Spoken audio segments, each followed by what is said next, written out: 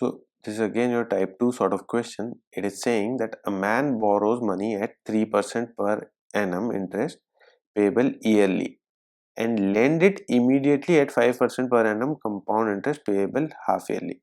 So this is the process. He is borrowing at 3% per annum and then he is lending out at 5% per annum, right? But this 5% per annum is compound interest which is payable at half yearly process, right? So this is one thing that is happening. Now it is also being said that he thereby gains rupees 330 at the end of the year. So 3% is what by which he is taking, 5% is what he is giving out, and that too being calculated half yearly. And in the end, he makes a profit of rupees 330 in the final time of the year. The money that has been borrowed is how much? This is your question. Alright, so now we'll try to solve it. The borrowed rate that is known to you is your 3% per annum interest, right? And the lending rate is going to be your 5%, but it is compounded over half yearly process, so you will divide it by 2, so you're going to get 2.5% half yearly, right? This is your per annum and this is your half yearly process, right? So now the time period for this particular portion becomes twice, right? Because for 1 year you have 2 half years. We have to calculate for the 1 year itself, that is the end of the year, right? So 2 half years is what for which this 2.5% is applicable. Again we are going to use the effective rate of interest. So for that you do 2.5 plus 2.5, that is a plus b, plus you're going to multiply this 2.5 into 2.5 by 100, that is a plus b plus ab by 100, right? So if you solve it, this parts give you 5, right? And this is going to be your 6.25 upon 100, so that makes the entire process as 5.0625, right? So this is the effective percentage rate that you have calculated for the lending part. Borrowing part is already there for 1 year in itself. So now you would see the difference that this is being given out at 5.0625%, this is being given out at 3% per annum, right? So the difference between these two processes is what is giving him profit, right?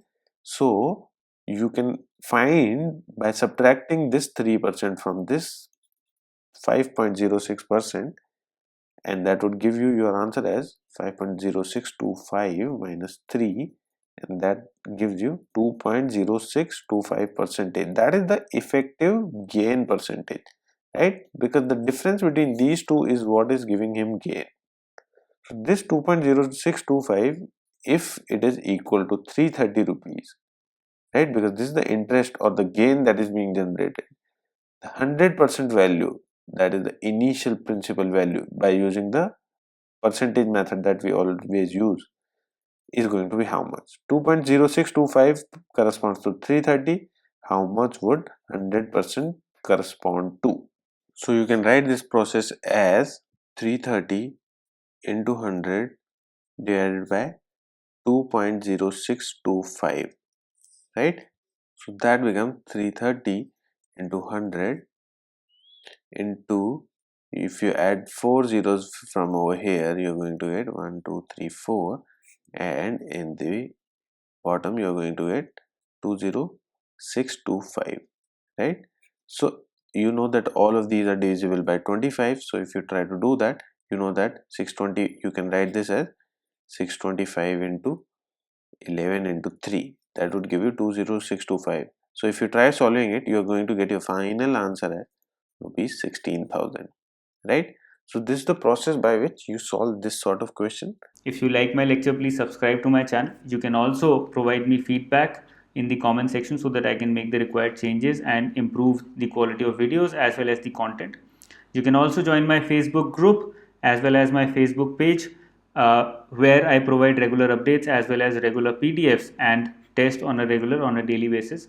I have Telegram channel as well as Telegram group also. You can join those also. There I provide regular PDFs as well as regular tests.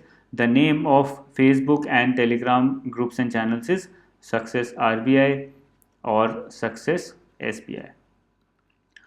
There's a mobile app also. The name of the app is Infinity. You can join that app, you can download that app, and that will allow you to take quizzes just like you take a quiz in the real scenario when you go and take the examination, the government examinations.